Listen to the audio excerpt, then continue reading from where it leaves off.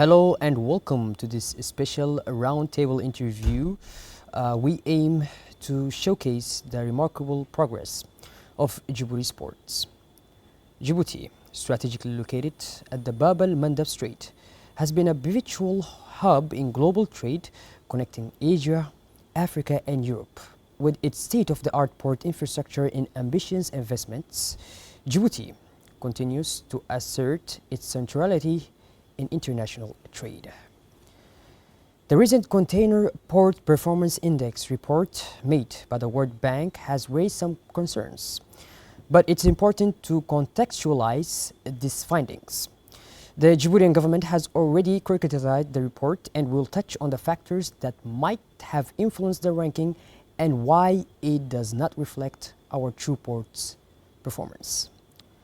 Before we dive into our discussion, let me introduce our esteemed guests. We are honored here to have with us three key figures who have been instrumental in driving the success of Djibouti sports. Let me introduce you to Mr. Abdullahi Adawi Sigad, the CEO of the Doraleh Container Terminal Management Company, SGTD. Under his leadership, SGTD has become a cornerstone of Djibouti's success. We also have Mr. Idris Duhur Ahmed, Deputy Chief Operating Officer at the Doraleh Multipurpose Port.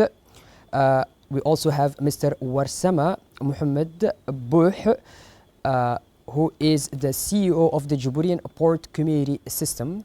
His vision and leadership has been key in streamlining port operation through digital transformation, significantly improving efficiency and customer satisfaction. Together, they are the driving force behind Djibouti's thriving port industry, and we will today discuss about the significant development and future plans for each of these ports. Let's first start with the SGTD CEO, Mr. Abdullahi. Can you please provide an overview of the SGTD and its significance in Djibouti's port? Thank you, and thank you for the opportunity of RTD. RTD has given us as a port management and the port staff representative to have the opportunity to highlight the work and the performance of SGTD Doraleh Terminal. Thank you for being with us. First of all, I think we need to take a look, a big look behind to see what are why SGTD and why the container port terminal, and this is taking us back to the vision of the President of the Republic, Mr. Ismail Omar Guelleh, more than 20 years ago, when the decision was made and the vision was made to say we want to restore and we want to position Djibouti as a pivotal place for the trade because of our location.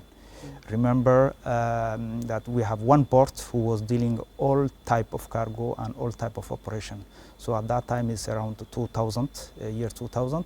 Vision was that we need to develop each business of the port and free zone activity to the way it can be better optimized. So that's the reason behind the creation of the predecessor of SGTD, which was DCT, Doraleh Container Terminal.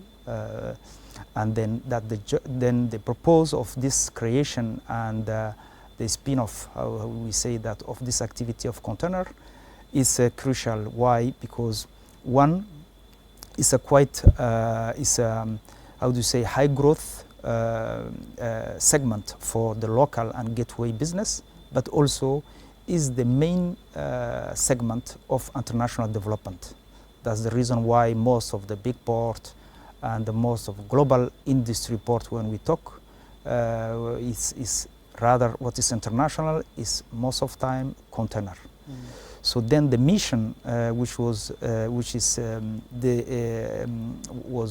behind the creation was one, to consolidate and satisfy the customer of gateway, meaning Djibouti and Ethiopia. And second, to develop the international presence of Djibouti in the transshipment container transshipment activity in the region and in the world. You touched on a very important point there, in the world, international. Allow me to ask you this question. How has SGTD adapted to the increasing demands of global trade, and what innovation has been implemented recently? First of all, I think before maybe we go to the international development, is the global, the satisfaction of the gateway client are very important, because we have a high margin, we have fidelity, we have anchorage for this business. So the strategy of the strategy fixed by the leadership of the country and the leadership of Port Authority is that use as a base and fundamental base to the gateway business, and then develop international. So then after SGTD was created in 2018, and Djibouti Authority and Djibouti Port Authority took the control of the management, the aim and the roadmap was to focus on that area.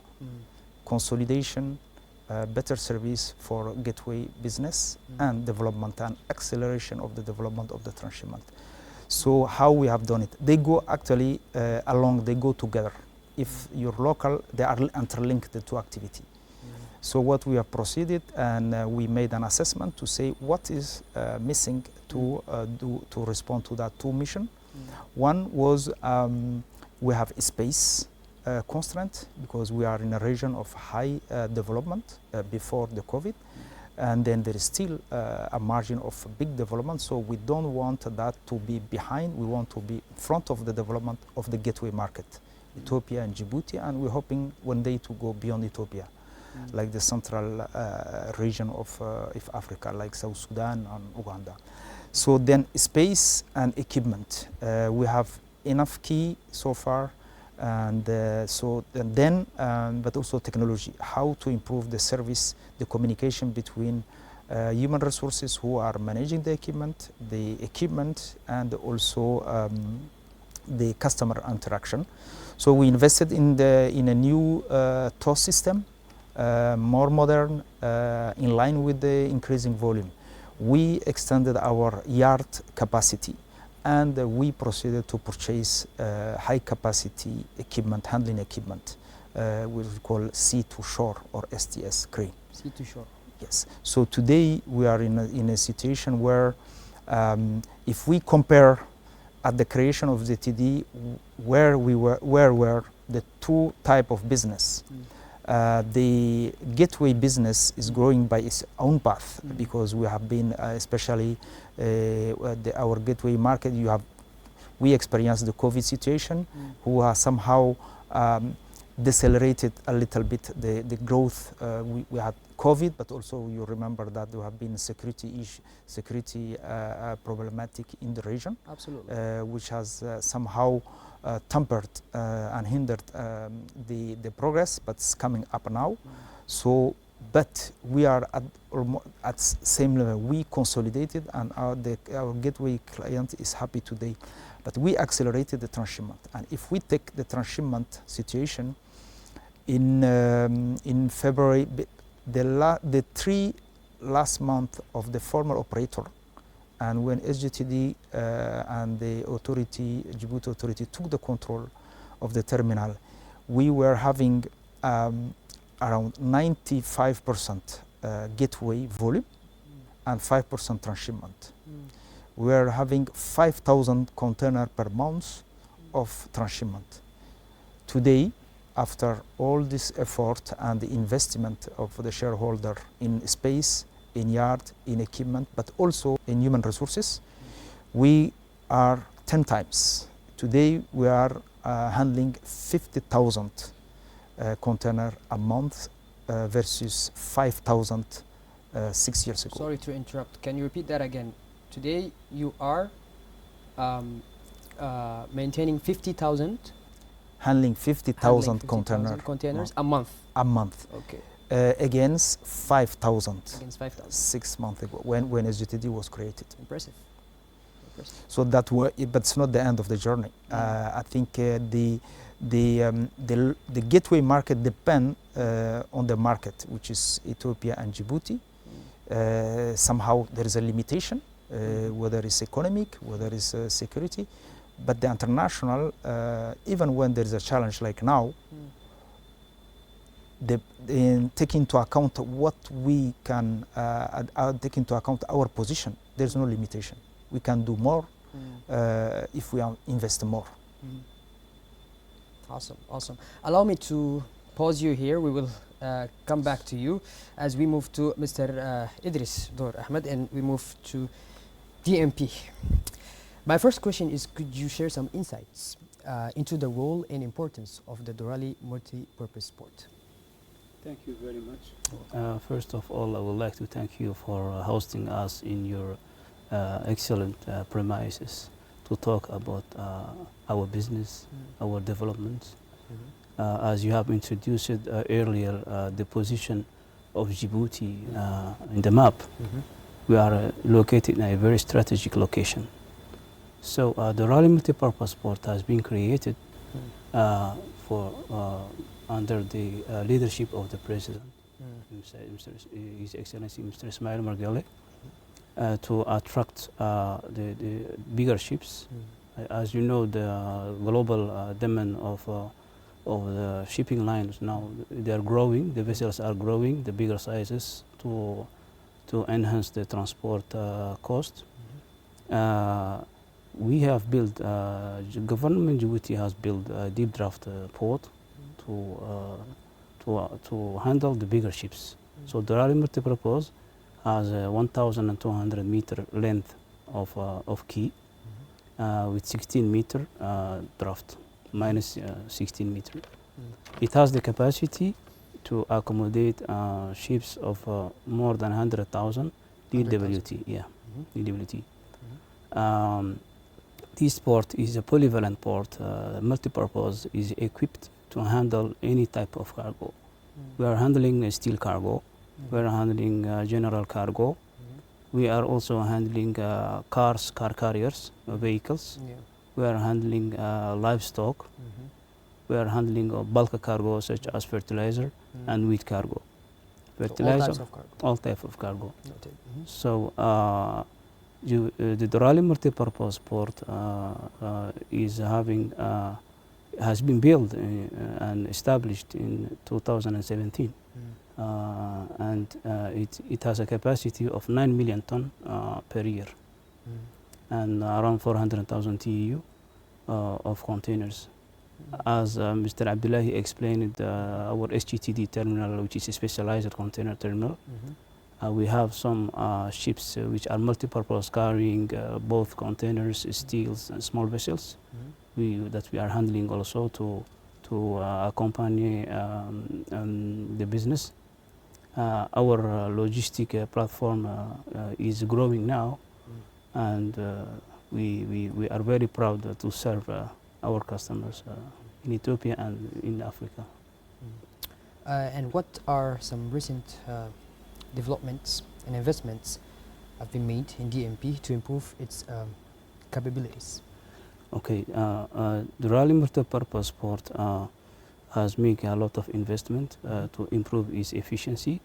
I will take like example, we have built our own railway terminal to support the delivery and to increase the uplifting capacity. You have built your own railway terminal. Okay. Yes, today we have a railway wagons which are coming directly inside our port to uplift the fertilizers, the cars, the wheat cargo, containers.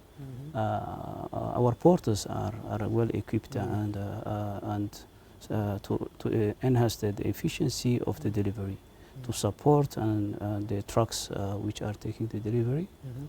And in investment-wise, our terminal has invested in equipment, in modern equipment, to increase our discharging capacity.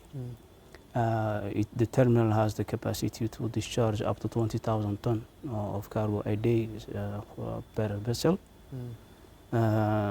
We have invested the handling equipment such as on the vessel operation side, and we have some also incoming which we will talk later on about course.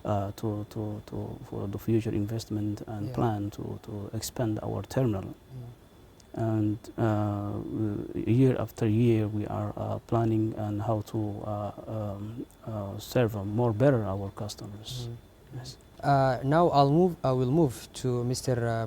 Warsama Muhammad Bouhgiri, the director of the DBCS.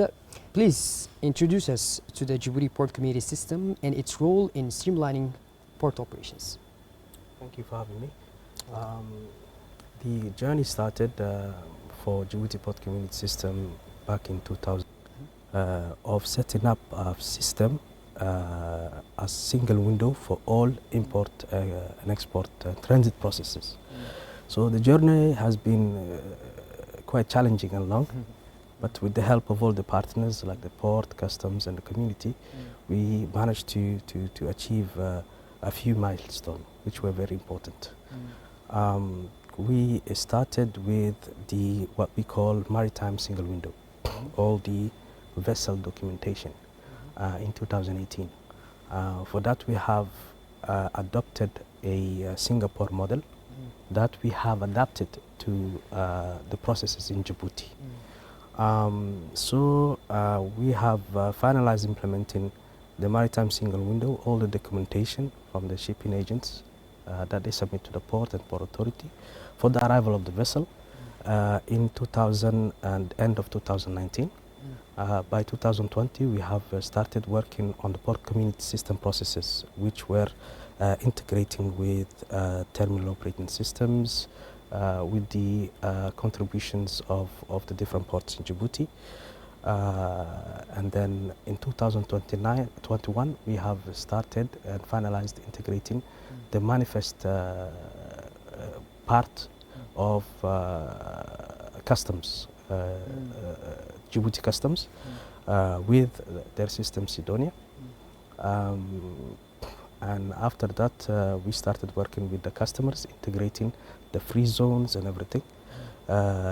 So by 2022, we, with the help of the whole community, managed to integrate everything except the declaration of customs. But we have already started the operations, and we were capturing 100% of all import and export processes. This has granted us the recognition of international bodies like the World Bank and International Ports and Harbors Association, which have recognized DPCS system as one of the best port community system in the world. And we have also appeared in the IMO, at the IMO headquarters in London, presented the Djibouti model to all the different countries at the IMO General Assembly in 2022, because there was a resolution, IMO Facilitation Committee Resolution File 48, which has made it mandatory for all the ports in the world to use the maritime single window system by January 2024. So Djibouti was ahead of the game with the contribution integration of the ports, and it has already been using a maritime single window since 2021, and by January 2022 we were able to present this model at the IMO headquarters. In 2022, also by the end of 2022, there was a decree that was put into place by Djibouti government, making it mandatory for the use of the system ahead of even the IMO regulation before it was enforced in January 2024. The decree came out, and it has facilitated us also the integration of the remaining partners into the system. So we have to take into account that Djibouti Port Community System is a community system first, and these successes were reached with all the contribution, the help, and the coming together of the whole community, whether traders, the logistics companies like the transit companies and shipping agents, the ports, customs, and everyone else. And the vision of the government was to place the traders at the center of this system, by recognizing also that these traders are actually paying the contribution of customs and also the port's revenue. So by facilitating the operations and the processes for these traders, we or the government or Djibouti or the whole community knows that we are going to go further and further because of that. And that was basically the overview of the system and what it does for the community. I appreciate your insight. Can you tell me how has digital transformation impacted port efficiency and customer satisfaction at DPCS? You know, by digitalizing the processes, it brings the information to the right party ahead of time, so that each party, logistics is all about planning, yes? So the fact that the customer knows if the vessel has berthed, if whether the container has been discharged, they can get ready to finalize the documentation ahead of time. Yes, and by finalizing the documentation ahead of time, they are saving the port time and space also, because the containers are going out very quickly due to the efficiency of the documentation process. To give you an idea, and I'm speaking under the control of Mr. Abdullah here, the delivery of the container is very fast.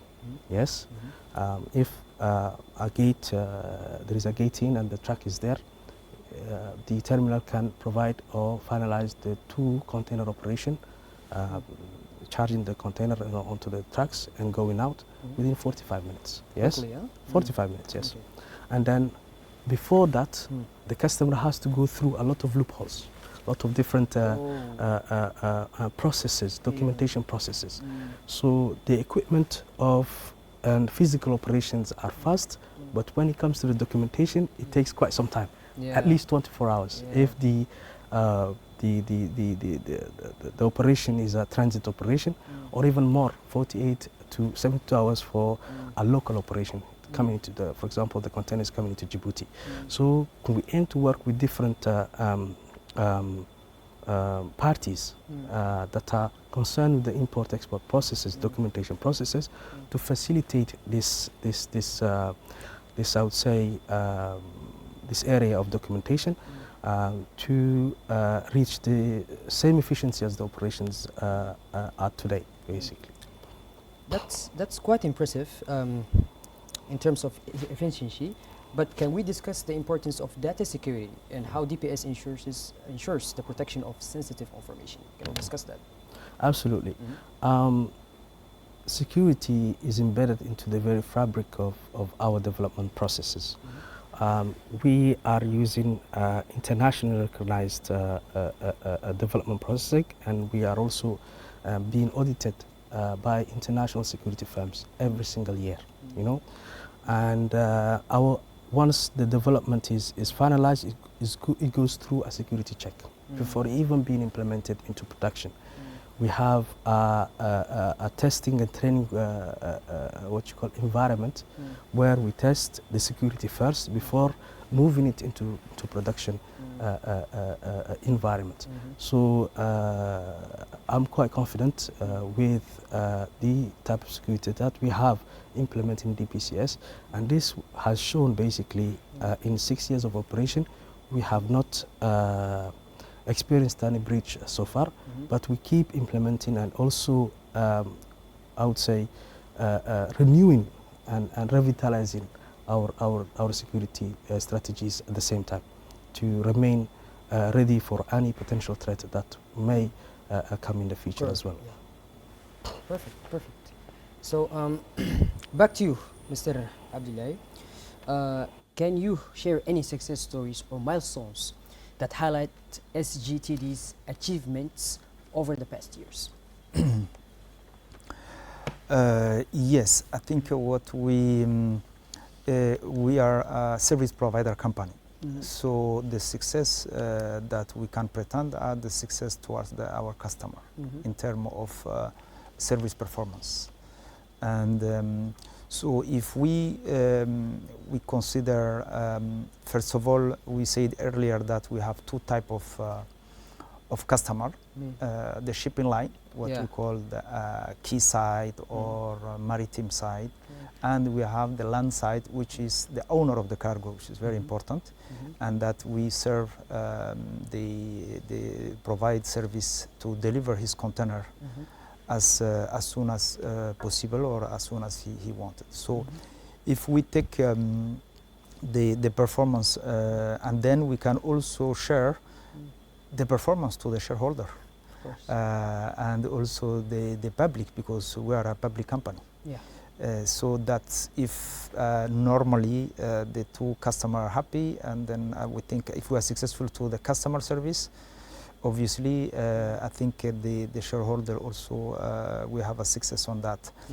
What we say is that if we take the quay side or berth to the shipping line, that the customer is the shipping line, what they are expecting is how efficiently and quickly we can discharge and load the container, because a vessel, mobilizing a vessel at quay is very expensive. So that's why most of the performance, which is public, is how efficient you are at quay side. We'll come back definitely on that later. But then on that, we are one of the port, we have been the last 3 years, and we think we still are one of the best performing port in Africa, and one of the top between 30 to 50 in the world, which is a quite very good performance for us, but we want to progress. So what we with the equipment and the investment we made on the equipment and in the technology, we are able to discharge around again about 200 container per crane or per gang. A gang is a team of around 7 people who work with one crane. You have how do you say a team around a crane, and then depending how many crane the customer want to work, because they need to pay for it. So we deliver 200, 180 to 200. So it means a vessel of, let's say 5,000, we can deliver depending the number between 20 hours to 48 hours, depending the number of a crane he will require it. Here the performance, I think, is what is published the last 3 years. This year we have some difference, we will speak later. We think we are the same level of performance, but other external factor and misinterpretation of the basis of assessment have been we think wrong, or haven't been taken into account rather. But we are performing on that area, because the customer are here, and what's explaining this is how have been our figure even this year. I think last year we grow about 40% on the volume of the cargo. So that's showing the success. On the land side, as my colleague Warsama was saying, I think we are one of the few ports in Africa who, if it's not the only one, maybe I think would say few, maybe 2 or 3 ports who can deliver less than an hour from the gate in and get out a container. Not only a container, sometimes double container, because usually a truck is 40 feet, so it can discharge export container and load the import container. All that under an hour? Well, under an hour. Wow. So that's it's something we want to maintain. And in some season, in some time, we may have some temporary challenge, like for example this period of the year. It's hot, it's windy, then it takes more time. But along the year, we're around an hour. Then when we say that type of performance plus a growth in terms of activity and financially also, we grow by 40% last year again. Financially at the same level, at the same path, and that's we think is the soundproof of the performance of the terminal, which good service to the customer bringing you more development, and more development bring you possibility of investment and more service. We are also in the same type of trend, around 30% increase this year 2024, despite the situation of the region. See, you talking about all those performances and all those spectacular achievements, yet the Container Port Performance Index 2023 report made by the World Bank showed a significant drop in SGT's ranking. What factors contributed to this change, and how are you addressing them? I think that's something which surprised us, because as we mentioned earlier, we haven't changed the way of we are providing service to our customer the last 5 years, and yet here what we have seen is a big drop of the same ranking, same organization which was ranking our port, and we were seeing only 6s, and then they come up with this. I think it's important to understand how the assessment is made, and where are the area where we don't agree. I think all come about the type of assessment, and if but factor of assessment, and to consider if that factor of assessment is in line with the reality. As you can imagine, and think let's say common sense, when you are dealing with data, when you are dealing with ranking, if you have something strange, and something strange happen, we used to be one of the top, and now they are saying one of the last, and within 12 months. We would have expected that they raise their eyebrow and they say what's happening, and contact. That's what usually I think the young management controller or statistician, or even people who are doing research, when they see some figure which is very far from what they used to have, they say, oh, I have something strange. Is it something wrong in my formula, or there have been a change of context of what I am measuring? That didn't happen, unfortunately, and we were really surprised for a big company, big group, that they shouldn't be more curious what had happened. Now, the assessment, how it's based, and why this year there have been somehow, we can say, a bug, to be politically correct. The standard measurement of this rating, I think, is what we called vessel turnaround time, or the passage when a vessel arrives. It's, by the way, is only the performance on shipping line, not on the customer. So the service we were providing to shipping line, how is assessed. As we said earlier, what we measure is that what time a given vessel arrive in your anchorage and the let's say national water and harbor, and then how long it waits, it does wait, and how long then it go to the berth, and how long it take the operation steps, and then it moves. So there is a computer which give an indication, which is called IAS. So when a vessel enter in the territory, it somehow it make its measure. But in a standard, when there is no external factor, usually when a vessel arrive, he stay for 1 or 2 hours at the anchorage. So that vessel is only waiting either a key to be available, or it's at berth and it's waiting to be operated and handled. So that's normal that the clock is turning that period. It belongs to the port, it belongs to the country to manage better the key management, the berth management, and production, or what we call movement.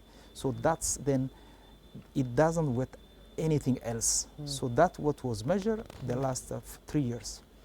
Now, the World Bank keep saying, having the same thing. They just measure what time it enter, what time it go. Now, we have two major factors, external, which is nothing to do with the capacity of the port or the port authority and the marine service who their duty is that from the anchorage to bring the vessel to the quay. So that the World Bank didn't consider. What happened? We have, for example, Yemen, Hodeida mainly. During last year, around the mid-year, around April, Hodeida volume, the United Nations organization called UNVM decided to make the inspection and then the supply of Hodeida through Djibouti. But that supply implies that when a vessel enter in our territory, it wait 2, 3, 4, 5 days. It's not marine service, it's not the performance of our marine service, it's not the performance of the availability of key is available, but the vessel is waiting. It's external factors. External factor. The same vessel, when it got the authorization after that 2, 3, 4, 5 days or more sometime, we operate 10 hours because they are small feeder. But then it's go again at the anchorage, again inspection before it reach. So that two factor, waiting the key authorization and the authorization to leave our water, that's a factor which is not part of the performance of the terminal. Even what in saying our marine department is that we have even vessel who coming in our territory, water territory, for to find a safe shelter. The time they can cross the Bab el-Mandeb, the time they can wait for an escort. And that time even that vessel was counted. So what we think is that's not what we think, the figure and our figure, and we checked when the World Bank team came, what happened to the key, what happened to the performance. I think we are similar to the average of the last 3 years, but now they acknowledge that there has been a long waiting time of a vessel to come out from Djibouti water. And we say, I mean, vessel we operate between 12 to 24 hours. If it stay between 5 to 7 days, this is not the performance of the port. Our performance is 24 hours operation plus 4 to 6 hours in the marine service, which is making 30 hours. If it's staying 7 days, that's not the performance of Djibouti. That's what we have been saying. And the logic of data management should have been that somehow they consider that and they extract this waiting time, external and exogenous, to the port activity in Djibouti, and then to make the ranking without that waiting time, external waiting time. But they haven't. They acknowledge that. They say they will make a declaration. They acknowledge the issue, but that's what we want to ensure our public, our customer shipping line knows, because they are the one who are running the vessel. They know exactly why it's waiting. Otherwise, the question the public should rise is that how come that a port who has such performance have his growth 40% this year? I think that's the time we rather than saying why, but I think we have the reality. People use business or the service where it's working. So we cannot experience a 40% growth and saying we are way back of most of the port, knowing that our entourage and our neighbor, the region, especially on the Arabic Gulf, there is a huge and very performing port that we are competing with.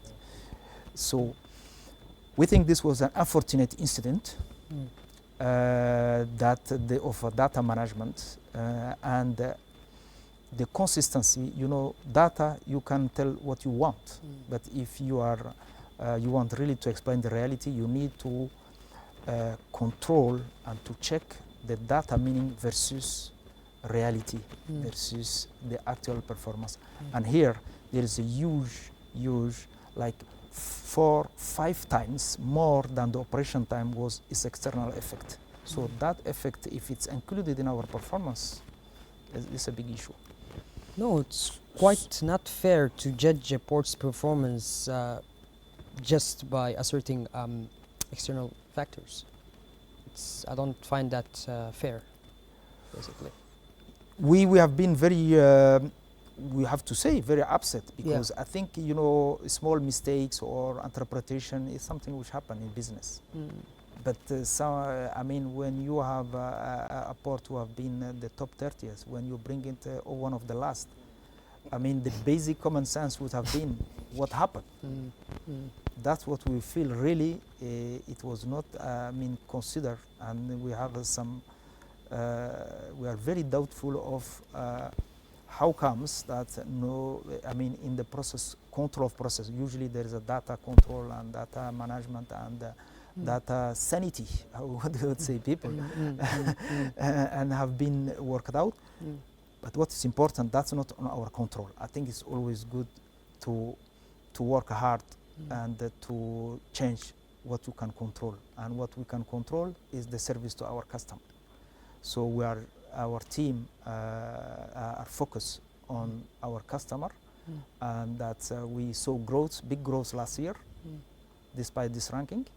And whatever they will say next year, if they don't change the methodology, it may be the same results. But we are saying already, end of June, 6 months, we are a growth of 30%, over 30%. So it means that our customers are happy. Perfect. Allow me to come back to you now, Mr. Idris. I'm sorry we took a lot of time. I know this is a roundtable, but it was an interesting subject. So can you tell us the key priorities for DMP in the coming years to maintain its competitive edge? Thank you. Before I answer to this question, I would like just to explain more on how we enhance our performance inside the port. Yeah, please elaborate. Please. You know, the most important thing for us is the workforce, our staff. Our management has planned and already executed training programs for our staff. We have different type of cargo in our port. So we have dedicated teams which are operating bulk separately. We have another team which is has the experience of steel cargo. They are handling only steels.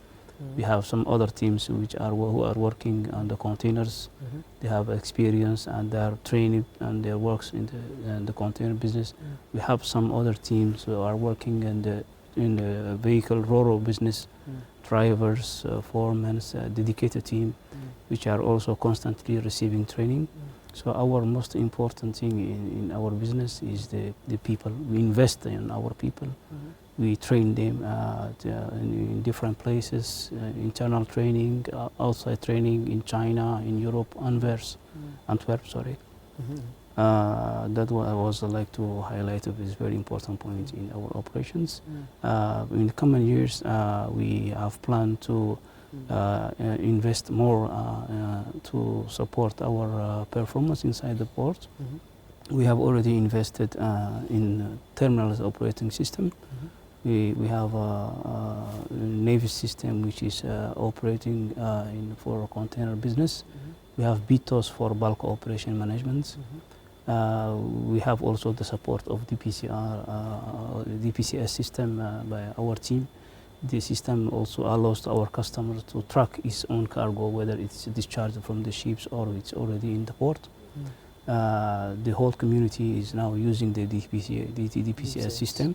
That system is very important for all African countries to have one system which is globally providing the information to the shipping line, the receivers, and the terminal. Globally recognized. Yes, globally recognized. We have also, as I said earlier, invested in the railway terminal by self-investment of the terminal to support also the efficiency of delivering. There is one most important cargo which is always priority in the operations, which is also the fertilizers. We have the capacity to deliver 20,000 ton in bagged cargo onto trucks as well as the trains. We have also planned to extend our terminal by building extension of bulk terminal. Now we are having 600 ton per hour for fertilizer, the discharging capacity of the vessel, and 1,200 ton per hour for the grain vessels. So now we extend by building another 100 meter extra for the conveyor system to work simultaneously, two vessels at the same time at berth.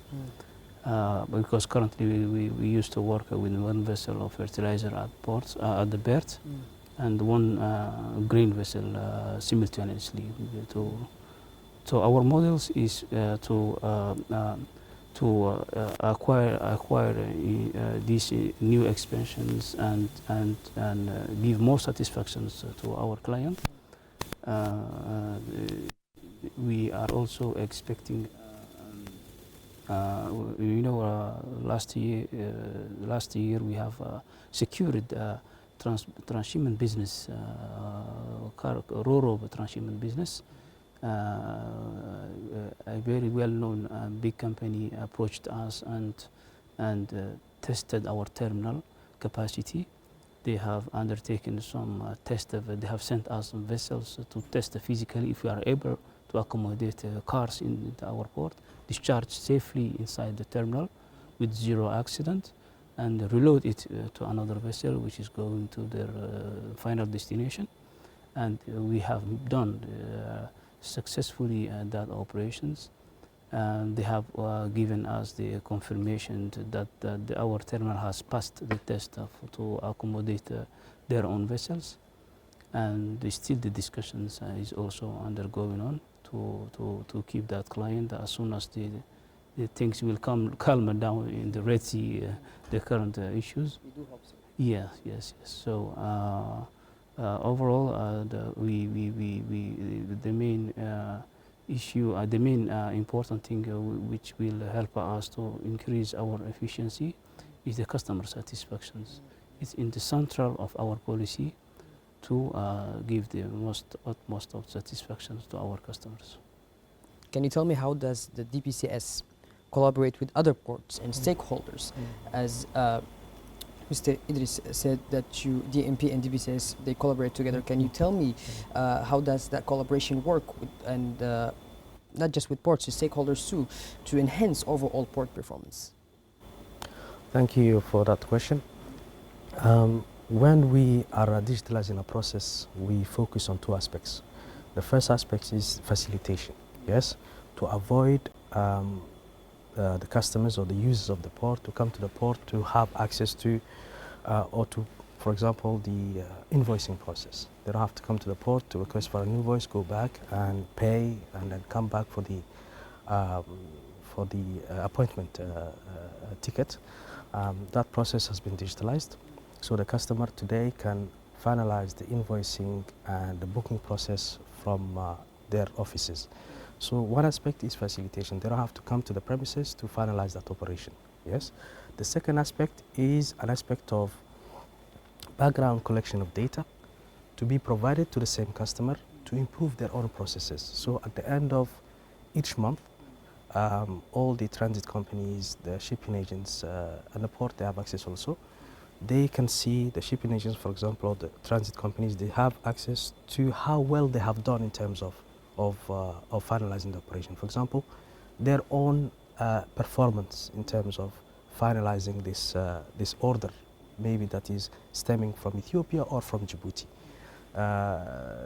And they can use this information to improve their own processes and their own request for invoicing was done on time, the pickup was done on time, and all of this. And while they are doing this, the final customer also is able to see the performance of the logistics companies. They have requested to bring their cargo to Ethiopia. So as all these community stakeholders are connected.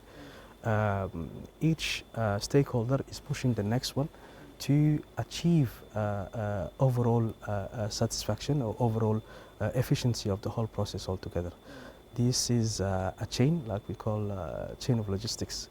And then there is the port operation, there is also the private sector operations.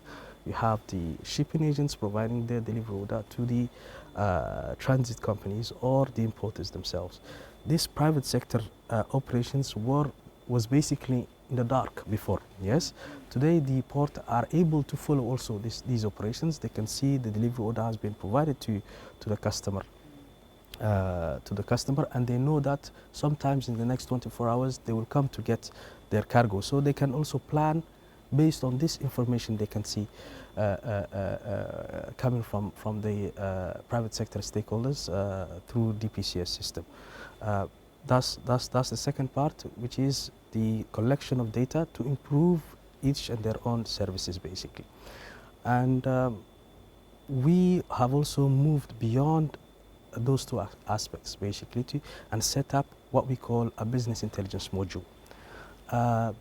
You know, the next step or the vision of the government is, instead of focusing on logistics, yes, and this is a quite limited market. We are serving Djibouti, we are serving Ethiopia, and we are serving the humanitarian cargo for South Sudan today. But this market has to be Serving the humanitarian cargo for going to South Sudan, to South Sudan. And we have to expand this market, yes, and the market drives the logistics and then basically the growth of our ports, yes. And by moving beyond Ethiopia and connecting those different markets in Africa, we get to have more business in our ports, in our logistics in Djibouti, in our free zone. Everything is interconnected. So what were the steps taken by Djibouti Port Free Zone Authority or by the government to achieve that?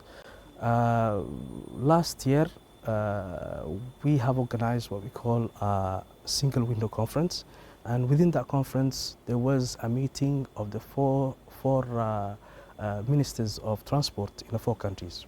We're talking about Djibouti, Ethiopia, South Sudan, and Uganda. What we call, they have signed a document called the Djibouti-Kampala corridor integration. So what we expect sometime in the future is that the goods transiting through our ports will go through the corridor to Djibouti, Ethiopia, South Sudan in Juba, all the way to Kampala in landlocked Uganda and beyond. And there is also the sea air cargo, which in the contract the AGTD is part of. So we have the cargo coming in AGTD being de-stuffed and taken through the air. We were in Kigali in May in the Africa CEO Forum. And the delegation in Djibouti, we had also Air Djibouti with us, and they have signed a contract with Rwandair. The private sector in Rwanda was very much interested with the sea air cargo, goods coming through Djibouti ports and going all the way to Kigali. So when we sat down, the discussions were going towards some type of integration of markets, yes? And for our markets to integrate, there is a real need for data. Our business intelligence module was chosen to share information with the private sector in Rwanda. So what they need in terms of imports will be sent to us, and we are going to share this information with the private sector in Djibouti, those that are investing in our free zone, so that they can provide these goods through the air sea cargo all the way to Rwanda. And from their side, they have also requested market intelligence data of this region of Djibouti and Ethiopia, because they have a land inside the free zone, and they want to set up some type of businesses that where they can invest in providing or transforming goods that are relevant to this region. And the same thing has been also applied in Kenya. We have in the basic advanced discussion, started advanced discussion with can trade the port community system in Kenya to also integrate these type of markets between Djibouti and Kenya. This, you know, it is said that within every crisis there is an opportunity, and the fact that we have the Red Sea crisis today has or will contribute to the intra-African trade, because what was the problem before? It was difficult to have direct connection with different African ports. Yes, for example, from Gabon to Djibouti, it could have taken more than a month and a half to 2 months, whereas in certain countries in Africa like Gabon, to go to Europe, it was very fast and very quick. Like within a week, they were there. Now, what has this crisis has done? This crisis has opened up the intra-African trade, where the vessels are going around the continent today. And what else is needed is to integrate the African markets today, especially the landlocked markets and the coastal ports like Djibouti. And this is something that we, as the African Alliance for E-Commerce, an organization regrouping all the single windows and port community systems, are planning on integrating these markets through basically the inter-African trade. And I'm also glad to share that Djibouti and Morocco were chosen to lead this organization of Morocco.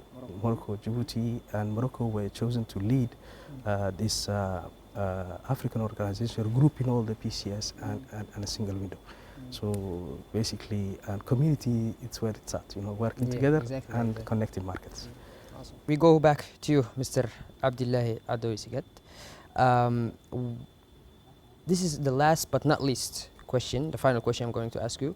What are the future plans and strategies to enhance SGTD's performance and efficiency? What is in the past, we cannot come back. Exactly. Now we may have, we can work on the future. So I think we need to come back to the mission, the roadmap, keeping and enhancing the performance to gateway business, which is the core business, one of the core business, and then the take part of almost unlimited market of transshipment. Now, what can, how do you say, contribute to this, to achieve this, is one, what they are looking customer is performance, to be efficient when we deal to their service, and second, to have the capacity, because you can't be performing and stay small. So we were working side by side on the two areas. The performance we already consolidated for the last 5 to 6 years. Now customer know us, our customers, whether it's for local gateway and transshipment. Now they are requesting capacity, and our authority, our country mandated the SGTD to develop this international business. So today, what is the capacity of SGTD and where we are? Today we have at the the capacities around last year was about 900 to 1 million TEU capacity. We could handle it. Thanks to the external yard development site that we rented, we developed, and we are localizing some of our gateway cargo, but also one part, a small part of the extension in the sea yard. We have been, today we are about 1.5 million. This year, inshallah, we'll be doing over 1 million for the first time in the history of Djibouti, more than over 1 million of container handling. But the global capacity by the end of the year should be 1.5 million.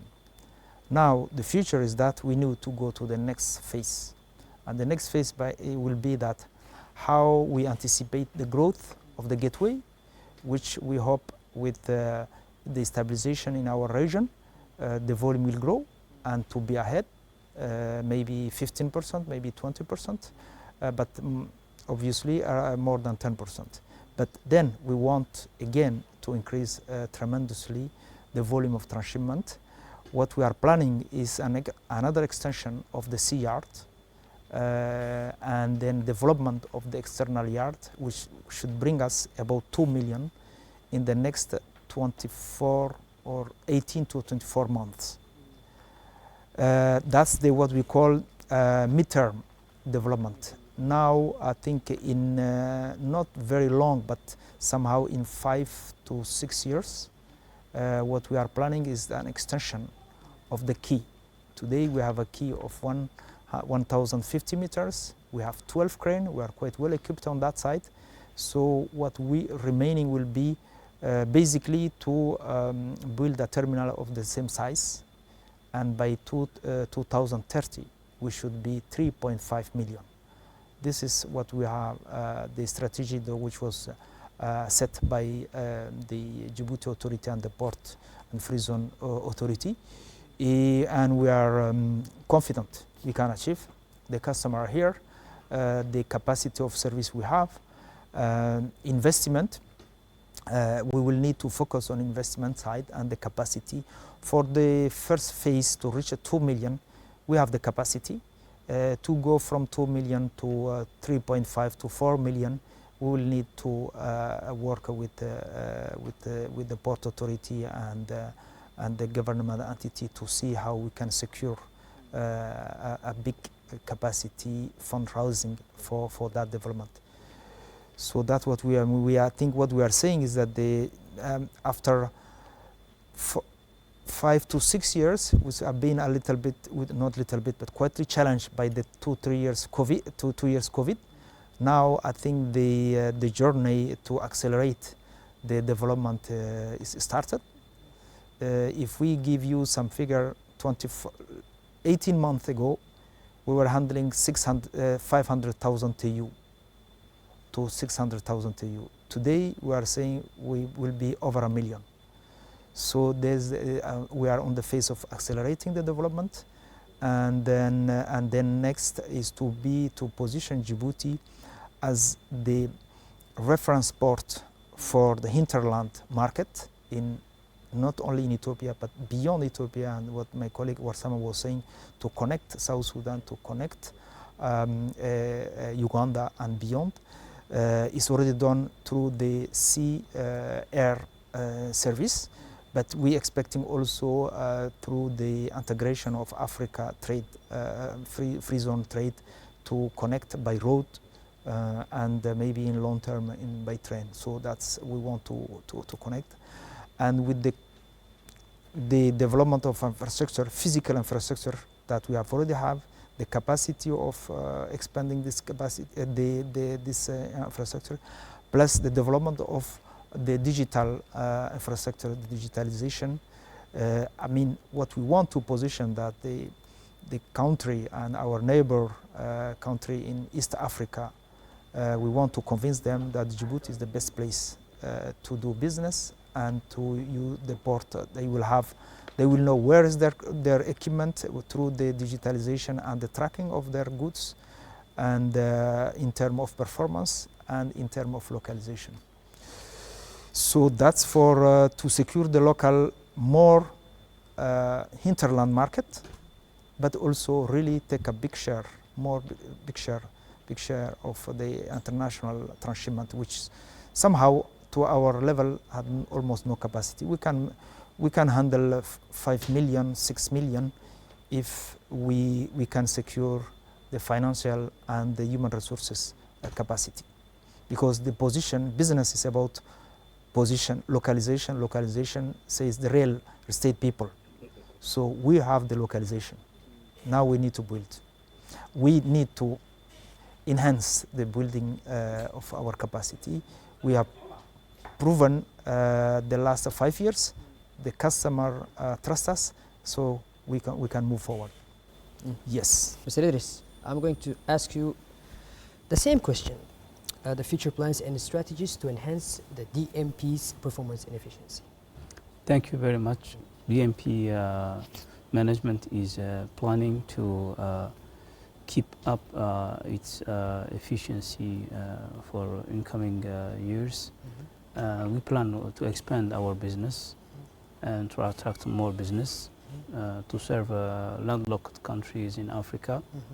They can use our port to import their cargo. Today, thanks to the President, His Excellency Mr. Ismail Omar Guelleh, who has developed a huge platform and hub in Djibouti, we have the free zones that all our ports are connected. People today have the possibility to store their cargo from, take the cargo from the port directly to the free zones. Yeah. Every year we are handling around 1 million tons of steel cargo, which are also using the free zones to store, then deliver from there also. We plan to finalize the Ro-Ro transshipment business, which is a very important business for our terminal. We plan also to realize the expansions of the bulk terminal, as I said earlier. The project has been completed, and by next year, civil work might start to expand our bulk terminal capacity. This will help us to increase our efficiency and to reduce port stay of vessels. Currently, a 60,000 ton vessel of fertilizer is handled about 9 to 10 days maximum, with an average daily discharge of 6,000 ton per day for unloading. And for the grain, we have an average of more than 12,000 up to 15,000 daily discharge. And we also,